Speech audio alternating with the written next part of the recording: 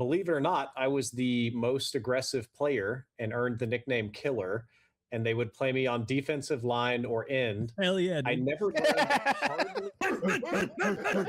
They would give you like a blue poker chip if you were a single lunch eater, or like a red poker chip if you were a double lunch eater.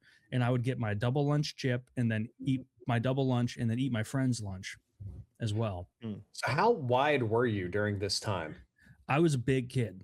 Like, I wasn't that, I guess I was fat. I guess I was a little fat.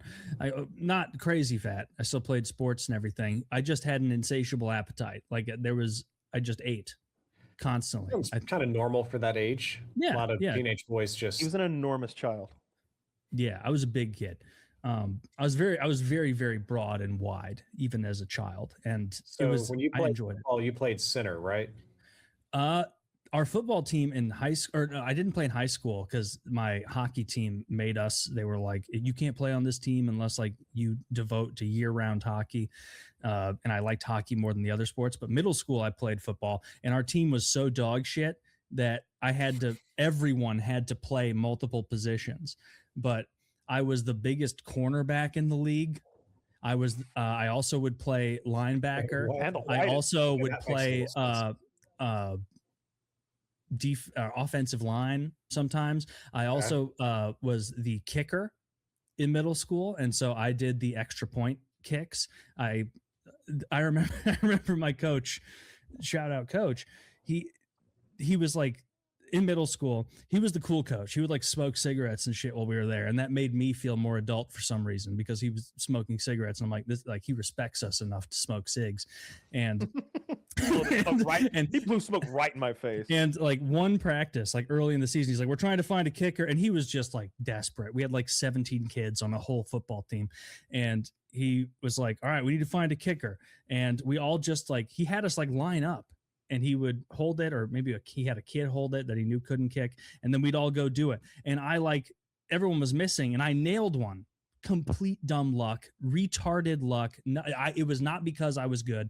And he was like, all right, we found our kicker. And then our first real practice, he was like, all right, we're doing extra point practice. Everybody line up, this and that. And I was back there. He explained to me that you take like this number of steps back, this number of steps to the left, and then you run and plant your foot, kick. And I was like, okay, like I'm athletic enough. I can do this. And I missed so many kicks in a row that he came up to me, and I will never forget his distinct exasperation when he looked at me, and I'm like a kid, and he was a big guy. He comes up to me and he goes, after like 11 missed kicks, he's like, Taylor, what are you doing? And I was like, I've never done this before. Like, I don't know what I'm doing. Do you want me to be this or a guard or a wide receiver? I played wide receiver also. I got one touchdown in my whole middle school career. That's impressive. And it's because especially at your size. I was so big that the kid across from me was easily, even in helmets, a head smaller than me. And I just caught it, and I felt him on my leg. And I was like, not a problem. He was just a little kid. So I just kept running. I got one touchdown ever. I'm so proud of it to this day. Shout out Alex, our quarterback. And he was only given the duty of quarterback in middle school because he was like 6'3" in middle school. It was astounding. He started balding when he was 14. Have you ever been part of an activity where just no one explained to you like what was going on? And, yes, and that. You just, yeah. That's my entire football experience in middle school. I've told the story before, but my coach was literally retarded. He was a mentally impaired man. He had been hit in the head with a baseball bat in an assault/accident that went too far. Like a year before, they thought he was going to die. He like had massive head trauma, and then he came back out of it, and he went back to coaching way too quick. He would forget things and say odd things and just be strange. And like the assistant coach would kind of like he mostly just blew the whistle and like told us to hustle a lot. And I'm not kidding, Taylor. My dad doesn't watch sports, so I had no sports. I never watched a football game before. I don't know what this sport is. Like I'm basing it on like the Looney Tunes cartoon. You're going blind. I have no idea what I'm doing out there. I think I was on like the defensive line, and I remember like one day being like, I'm supposed to shouldn't I try to get the ball from him? And they're like, yeah, that'd be great. I'm like, oh, well, that'd be easy. I just move past this guy. Like, he can't stop me. Like, no one had explained the rules or how to keep score or like what to do. I was just there. And I'm talking about like a whole season went by and I never learned how to play football in the Not like your first weeks. I was just like out the there whole like year. up against another kid, like we were pushing each other, and I thought that was football. Like no one explained shit to me. They weren't throwing me any balls. Yeah, there's not a lot of passing in the middle school game. A lot of runs. God. Like, I think back about that, and I'm just like, why did no one like tell me how to play football? I hated football for that reason, that like I didn't fully understand and I was playing too many positions to know what to do. And this is not like I was a ringer. I was one of many kids being forced to play many positions. I was not good at any of them. Linebacker was the position I remember despising. Every time coach would put me in at linebacker, I was like, you son of a bitch. Fuck you. Like the other team is going to run a sweep and I am too slow to catch up with their quick kid. And so I'm just going to have to run knowing the whole time you'll never catch that him. I will never fucking catch this kid. I did like being on the line though. When he explained, he was like, Taylor. He's like, Taylor, you're a big kid. You just take your hands, you put them like this and you hit the bottom of his shoulder pads and you drive that up into his chin. You bash his chin with the bottom of his own protector. And I was like, okay. I loved the line. I would occasionally run over a kid and then not know what to do, where I was like, what's next? Like, and then it was like, oh, after you run that kid over, you run after their fast kid. And it's like, all right, well, the play's already over for me because there's no chance I can catch the fast kids. I'm slow as fuck. Football sucked. And every time you felt like you were getting in the groove and you were grinding, whistle, end of the play, everybody slow down, go back.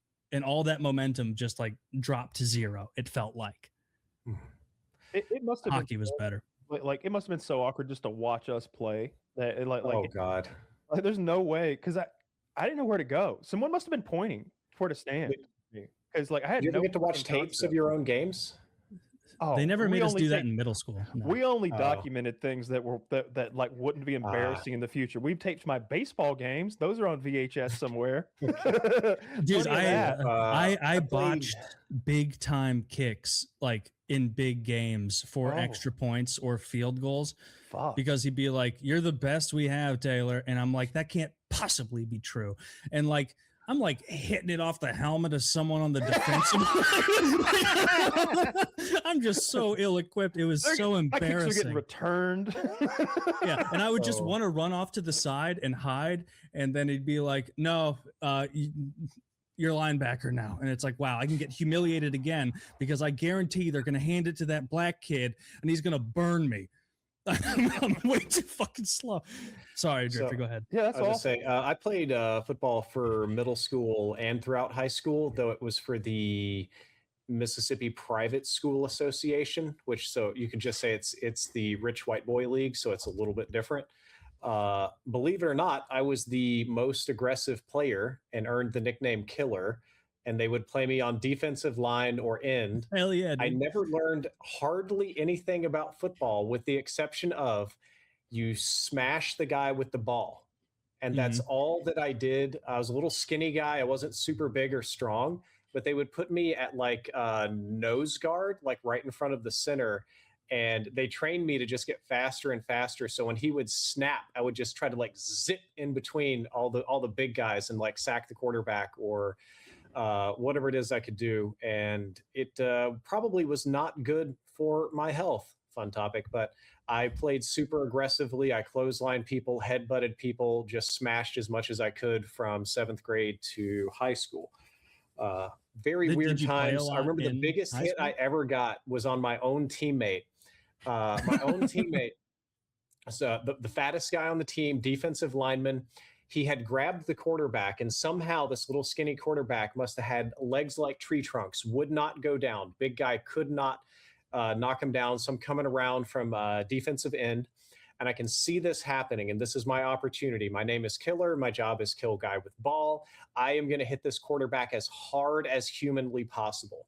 So as much steam as I can, full like head and shoulders down. We are going to slam jam this guy. Quarterback somehow, tree trunk legs, manages to move just enough to pull my obese teammate in front of me. So instead of hitting the quarterback, I nail a 300-pound friend of mine and literally send him like helicopter, like legs and arms out flying. We watched the tape back the next day. The joke was it's proof that pigs can fly. The coach had awards for people, and he gave me an award. There was a heavy hitter award you could get for hit of the game. They gave me hit of a game on my own teammate. And it was one of the most embarrassing hits I've ever done in my entire life. I mean, at least you were called Killer. I didn't have a nickname.